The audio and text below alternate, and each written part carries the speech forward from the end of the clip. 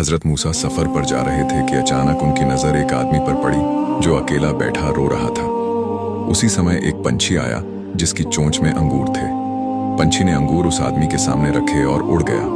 हजरत मूसा पास गए और पूछा, तुम कौन हो और क्यों रो रहे हो? वह आदमी आं भरकर बोला, ए मूसा, मैं बहुत बड़ा गुनहगार हूँ।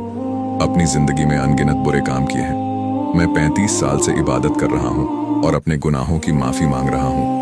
आप अल्लाह से पूछिए क्या मेरी तौबा कबूल हुई है।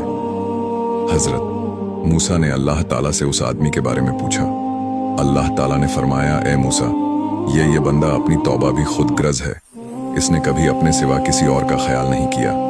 यहाँ तक कि यह पंछी जो रोजाना इसके लिए फल लाता है, इसने कभी यह भी नहीं पूछा कि तुमने खुद कुछ खाया या नहीं। इसी वजह से इसकी तौबा कबूल नहीं हुई।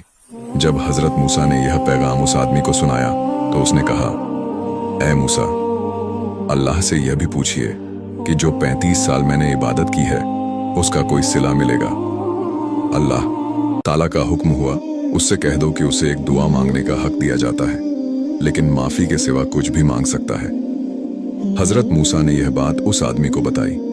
वह कुछ देर सोच में रहा, फिर बोला, ए मूसा, अपने रब से कहो कि मुझे इतना बड़ा कर दे कि जब मैं जहन्नुम में जाऊं तो इतनी जगह घेर लूं कि किसी और के लिए वहां जगह ना बचे।